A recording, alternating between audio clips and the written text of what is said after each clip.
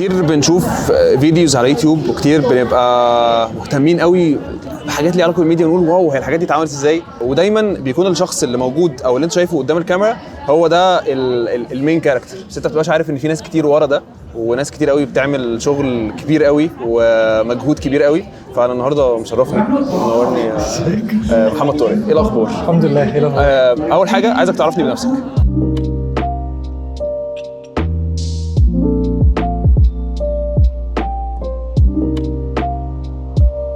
انا اسمي محمد طارق.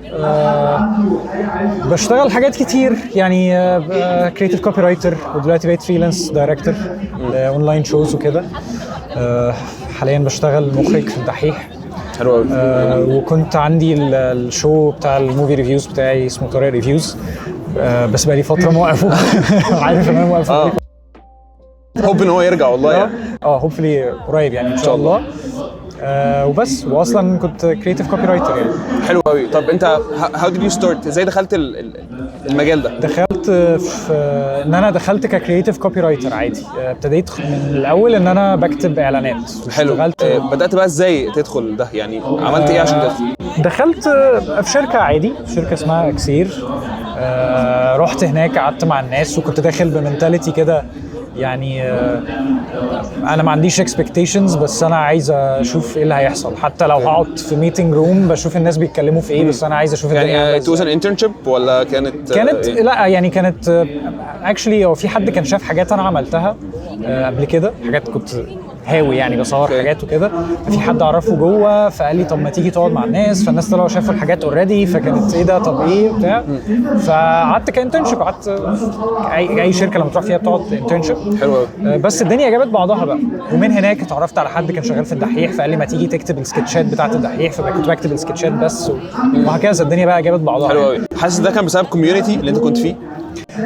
لا، هو كان فيه بس حد في الشركه دي اعرفه من بره، ورحت صدفه اللي هو كنت لسه مخلص جيش وشغال لسه جديد خالص، لسه طازه ومش عارف يعني. حتى مش انا اللي رحت قدمت، لا هو في حد قال لي تعالى شوف، فرحت شفت لقيت ان انا تمام يعني. This is what I want to do. انت لما دخلت الدحيح كان تقريبا ده في سنه كام؟ اخر 2017. اوكي، يعني الدحيح كان اوريدي كان established بقاله 6 شهور مثلا. اوكي، فكان لسه بيستارت، كان في البدايه. يعني كده كان في الدايركتور بتاعه اوريدي، وهو ريكومندد مي يعني، شافني برضو كنت بعمل شويه حاجات كده سكتشز ومش عارف ايه، وحس ان انا ممكن يبقى ليا اضافه في كتابه السكتشات هناك. فكنت بكتب السكتشز هناك. بس الدنيا ابتدت تكبر شويه وبتاع. كتابه السكتشز او الحاجات ديت محتاجه ان انت تكون شخص ريسيرشر، يعني محتاجه ان انت تكون بتدور كتير. انا كنت قبل تيك توك وقبل الهيصه دي كان في فاين زمان. وفاين ده انا كنت بقعد عليه وقت يعني مش قليل، كنت بتفرج على افلام كتير وبتاع، فدايما على طول دماغي شغاله في الميمز وفي السكتشز وفي الضحك وفي الكوميدي وفي حاجات كتير، فالدماغ شغاله. فانت بتفورميليت كده فورمولا معينه. لما بتقرا حلقه مثلا او حاجه، انت بيبقى في حلقه بتفهم التوبيك عن ايه، وبتقول ممكن ايه السكتش اللي ممكن يبرز الفكره دي بطريقه كوميديه معظم الوقت، ممكن تتعمل ازاي. فبتستحضر حاجات اوريدي انت شفتها او شبهها، او ممكن تستارت من حته تبقى فاهم الدايركشن عامل ازاي. بيبقى جزء منه ريسيرش، جزء منه انت اوريدي بتبقى شفت حاجات كتير. بتابزورب يعني بتبقى بتابزورب، وعندك مخزون تعرف تطلع حاجات لما بتبقى عايز. يعني لو عايزين نقول حاجه الناس تعملها بحيث ان هي تقدر تكتب حاجات كرييتيف او تتفرج على حاجات كتير جدا. يعني مش هقول لك ذاكر، مش لازم اقول لك اكشلي هو في حاجات ازاي تكتب سكتش، يعني لو هتقسم الدنيا ازاي وحاجات كتير. بس الاهم من ده ان انت تتفرج كتير يعني. زي الفيلم اللي هو السيلف توت يعني، فيلم ميكرز مثلا، اللي هو اي حد يقول لك اتفرج على افلام كتير. لو انت بتحب الافلام وفاهم وشفت حاجات كتير، انت خلاص يعني انت ممكن تعرف تحكي. ده مش معناه ان انت ما تذاكرش وان انت ما تعملش، بس اتليست يعني دي بدايه كويسه تبقى عندك بس حاجه تسندك يعني. لما بتذاكر في رولز، في طرق للكتابه، وفي كده حاجات الناس مش بتكسرها. هل بقى لازم ان انا دايما اكون into this rules؟ لازم اكون ماشي على التراك المظبوط؟ بس في حاجات يعني انا نصيحتي دايما للناس لو حد بيعمل اونلاين كونتنت او كده دايما بي بريبيرد. انا من مدرسه ان انا بكتب السكريبت كله. في حاجات طبعا بتبقى سبونتينيوس وحاجات نكته هزار بتاع حاجات كده، بس معظم الوقت ببقى كاتب كل السكريبت اولموست معظم الجوكس اللي فيه، لان انا بحب ابقى بريبيرد وما بحبش الدنيا تبقى مضغوطه عليا او اقعد افكر هل الفكره دي وصلت، هل الفكره دي ما وصلتش، هل لما اتكلمت عن النقطه دي فهمت. لو انا كاتب الحاجه ومذاكرها وقريتها وات ميد سنس يبقى انا مش هعمل الافرت ده قدام الكاميرا. خلاص انا عارف ان الكلام ده بيميك سنس والتسلسل بتاعه منطقي، فانا مش هعمل مجهود ده قدام الكاميرا. فلو حد بيقول لك مثلا لازم تبقى جاهز ولازم تبقى مستعد وكاتب الحاجات وبتاع، دي نصيحه كويسه. هل لازم تمشي على فورمولا معينه او ما تطلعش بره حاجه او بتاع؟ لا، ممكن تجرب يعني عادي. انت ممكن تمشي في روت اصلا وتعند فيه ويطلع صح. طبعا مش دي القاعده العامه، بس انت خد النوليدج اعمل الحاجه بتاعتك. يعني انا كنت في حاجات اللي هو انا يعني كان في موفي ريفيور اسمه جيرمي جانز، كنت بحبه جدا وبحب طريقته ان الفيديوهات خفيفه ولطيفه وبتفرج على حاجات كده وبتاع من غير ما يخش في ديتيلز كتير. كنت بحب الكونتنت ده. في كونتنت تاني الناس بتتكلم ان ديتيلز وبتاع مش عارف ايه، انا كنت عاجبني حته من هنا وحته من هنا، فعايز اعمل الميكس بتاعك انت. فما كنتش بقلد حد هنا بعينه، يعني كنت بتفرج على حد بقول انا عايز اعمل واحد هنا مصري عايز اعمل زيه، لا انا كنت عايز اعمل الحاجه اللي انا بحب اتفرج عليها بالظبط. فانت بتعمل التوليفه اللي انت لايق عليها. واكشلي انا عمري ما شفت نفسي يوتيوبر ولا كنت احب اتكلم قدام الكاميرا، بس انا عشان كنت عايز يعني في حاجات انا عايز اقولها، فاليوتيوب ده كأنه كان الوسيله ومش الغايه. يعني هو المكان اللي تقدر تقول فيه تعبر فيه عن نفسك. يعني بس قصدي انا مش مثلا قلت انا عايز ابقى يوتيوبر يا ترى اتكلم في ايه. انا بحب الافلام اتكلم عن الافلام، لا انا عايز اتكلم عن الافلام هتكلم عليها فين بس فاهم. بس انا كده اتكلم مع اصحابي في اي حته. حلو. فهي مش الغايه يعني. اكشلي دي نصيحه برضو لاي حد عايز يبقى كونتنت كرييتور. اعرف الاول انت عايز تعمل ايه، ما تقولش انا عايز اعمل قناه والناس تتفرج عليا وابقى مشهور. ما في يعني عايز تعمل ايه؟ صح. دايما في الجلوري بتاع انا عايز اطلع قدام الكاميرا، عايز اتكلم، انا عايز ابقى دايركتور. فانت ما عندكش الجلوري ده واخترت ان انت تكون باك ستيج، اللي هو انا يا جماعه اللي بحضر وانا اللي بكتب السكتشز. الناس كلها بتقول واو ايه ده، ايه الجمال ده. هو اكشلي هو دلوقتي بقى في ناس كتير بتكتب سكتشز. دلوقتي انا بقيت اكتر واخد الكورس يعني بتاع الدايركتنج. بس at some point ما خدتوش عشان الجلوري، خدته عشان انت عايز تعمل. انا مش عشان الجلوري، لا انا كده اصلا يعني انا مش شخص يعني بالنسبه لي. اول ما عملت الاكونت بتاعي على انستجرام عملته بابليك، انا حاسس ان عملت مشكله. انا كنت عايز اعمل واحد جديد. لما عملته مش عايز حد. انا ما كنتش عامل حسابي ان الناس هتشوف ده كتير. يعني عندي حته برايفت كده بحاول اكيب ات، ما بحبش الاتنشن الكتير ما بتاع يعني مش كده خالص. انا يعني بحس دايما الناس اللي بتعمل كده بتبقى اوبسيسد قوي بالحاجه اللي هي بتعملها وفعلا عايز تعملها، واجس ان ده السبب اللي بيخليهم بعد كده اللي هو ايه ده في ناس كتير عايزه تسمع اللي انا بقوله. ما هي الفكره ان انت لو اونست او ان انت فعلا بتعمل حاجه دي لان انت فعلا حاببها ومقتنع بيها، ما تفكرش يعني.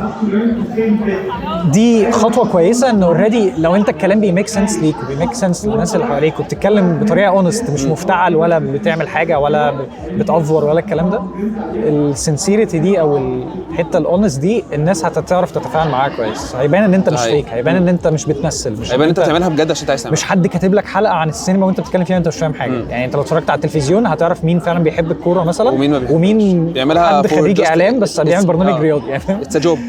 المجال ده شويه هيزي، الناس مش عارفه تمشي ازاي، تروح فين، تيجي منين، وناس كتير بتكون متخبطه قوي في الاول.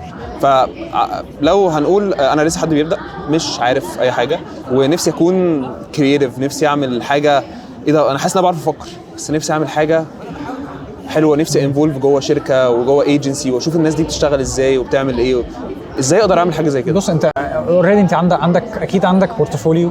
يعني اي وود ريكومند انه الناس لو حد حتى بيكتب كامبينز او بيكتب اعلانات من نفسه، يعني ممكن حد يبقى كاتب كامبين مثلا بورتفوليو بتاعه كامبين مثلا لشركه اي حاجه. يعني مثلا نقول سبيك اد اللي هو اد كده انت قررت اعمل اعلان لشركه لسبيروس باتس. كنت عايز اقول لحقتني كويس عمال افكر في حاجه.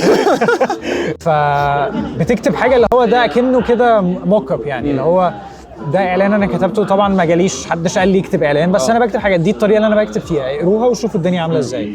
او انت بتشتغل على بروجكتس، عملت حاجات مع نفسك، صورت حاجات على انستجرام، انت فوتوغرافر، كتبت، عملت شورت فيلم، عملت الحاجات اللي انت بتعملها مع نفسك دي كويسه ان انت تحطها في بورتفوليو هل مهم الكواليتي؟ مهم اي حاجه؟ ولا يعني ايه الاسبكتس الكواليتي المهمه للناس؟ الكواليتي مهمه، او يعني ما هو برضو على حسب انت داخل على اني بوزيشن، وعلى حسب الشخص اللي بيدور ده بيدور على ايه. هل بيدور على حد فعلا عايز يعتمد على يعني في ليفل معين يعتمد عليه على طول، ولا حد عايزه ابيض يبتدي معاه؟ يعني الكواليتي بتفرق، بس لو الكواليتي يعني مش لازم التوب كواليتي، بس الكواليتي اللي هو ان انت تقوم تعمل اللي هي حاجة. عادي موجوده دلوقتي في تعرف- التليفونات اصلا اوريدي. ان انت تعمل حاجه شكلها حلو، ما تعملش حاجه شكلها وحش، بس مش لازم يعني تسترايف تبقى للبرفكشن يعني، لا مش perfection. الدرجه دي لا. انت شغال في حاجه كرييتيف قوي، حاجه ملهاش سيستماتيك بروسيس، فيها شويه بروسيس بس مش فيري سيستماتيك. فانت حياتك حتى هتلاقيها عارف اللي هو وقت تصحى بدري، وقت تصحى متاخر، مفيش فورمولا، مفيش روتين ثابت. فازاي بتقدر توصل للفورمولا اللي هو انا كده هقدر انتج بشكل كويس، سواء في حاجه شغال عليها دلوقتي او لا، هقدر دلوقتي اذاكر بشكل احسن؟ بص تعمل إيه؟ هو كده يعني اي حد اعتقد يعني او اتليست في الحاله بتاعتي الكرييتيف بروسيس ايا كان انت شغال في ايه. يعني انت في الدحيح مثلا بتنزل كل فتره بتصور يعني الدنيا بتخش في روتين برضه. يعني هي الموضوع برضه لو اي حد من بره من الاوتسايد هيحس يا عم انت مش عارف ايه، لا هي الدنيا مش دي حاجه مهمه عشان في ناس بتبقى شايفه لا يعني انت لو شغال Adventure مثلا بقى. لا ما هو في جزء منه كده، بس لو حد اصلا شغال شغلانه روتينيه في بنك مثلا او حاجه اكيد هيشوف الشغلانه دي فيها مساحه اكبر للحريه، وده ممكن يكون صح. بس برضو انت لو شغال في شركه بمواعيد بتاع شغال فول تايم مثلا في شركه كرييتيف دايركتور ولا كرييتيف رايتر ولا ايا كان، هتبقى بتشتغل بمواعيد والدنيا هتخش فيها في روتين. برضو لو شغال في شو شغال بقاله كذا سنه، ما هو في مواعيد تصوير وفي حاجات بترتبط بيها وفي بروسيس خلاص هي بتتكرر وهكذا. هو الموضوع اكيد في روتين، واكيد لحد لو ممثل في هوليوود اكيد هيبقى في وقت عارف ان في روتين، بيصور الفيلم وبعد كده بيخش في البروجكت اللي بعده، في مواعيد تصوير وهيصحى الصبح بدري عشان عنده تصوير. يعني مفيش فلو انت حاضر قدر الامكان ان انت تدخل الحاجه اللي انت عايز تعملها. وعايز اقول لك ان انت برضو هي بتسند معاك شويه، بس برضو لو الشغلانه مش حلوه حتى لو حاجه انت بتحبها وفي ضغط وكده انت هتبتدي تكرهها. فانت محتاج يبقى عندك اوتلتس حتى بره. يعني لو انت بتعمل حاجه بتاعتك انت، يعني انت حتى لو انت شغال في حاجه ممكن انت بتعمل بروجكت اللي هي البروجكتس اللي ليها علاقه بيك انت جواك، تشتغل على حاجتك انت على الجنب، ده هيسند معاك شويه، يخلي الدنيا اللي هو لا انا حاسس ان في حاجات worth while، يعني في حاجات تستحق ده يعني. حلو أوي. تخلي الدنيا كده.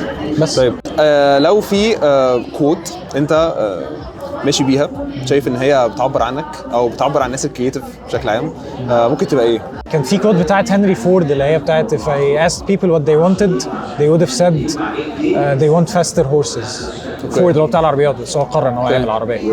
فكانت الى حد ما في وقت ما زمان شويه كانت حاجه انا مقتنع بيها، حتى في حاجات البروجكتس اللي انا بعملها وانا بخبط وبعمل بارودي فيديوز او سكتشز او كده، حتى الناس مش مقتنعه مش فاهمه انا بعمل ايه، بس دايما كنت بحب اخبط في الحاجات اللي انا شايفها. يعني انا مش مستني حد يقول لي ايه اللي تعمله وايه اللي ما تعملوش، لا يعني انا اول ما كنت عايز اعمل الريفيوز مثلا كانت بتقول لي ما في جيرمي جينز وفي ناس حتى ما كانش في السكيل الكبير بتاع الموفي ريفيورز هنا. انا كنت عايز اعمل ريفيوز دي من زمان 2012 2013 ده لسه كان من زمان قوي، بسم الله الرحمن الرحيم فيديوز اصلا يعني. فكان الناس بيقولوا لي طب ما انا هتفرج على مراجعه الفيلم مثلا باتمان، ما هتفرج على جيرمي جينز او هتفرج على ريفيور من بره، ليه اتفرج هنا اصلا؟ صح. بس انا مش انا بفكر في حته ثانيه، انا مش لازم ابقى تايت داون بالاكسبكتيشنز بتاعت الناس. صح صحيح. يعني بي كيرفول وانت بتعمل حاجه، برضو ما تعاندش، تعمل حاجه حتى لو حد بيقول لك ان هي غلط او حاسس ان هي مش حلوه بس انت بتعند عشان تعملها، ما تبقاش this person. بس خلي عندك حته ادفنتشر كده ان انت تبقى مثبت في حاجه انت فعلا شايفها حلو، شايفها تستحق. it's gonna be worth it. بشكرك جدا جدا أنا بشكرك على جدا. الفورماتيف توك دي، واي هوب ان انت يعني ترجع بقى تعمل ريفيوز تاني الله، إن شاء الله. وتكمل، ويعني الموضوع يكبر جدا، إن شاء الله. اشوفك ان شاء الله. ان شاء الله شكرا اشوفك جدا. قريب. شكرا جدا. شكرا.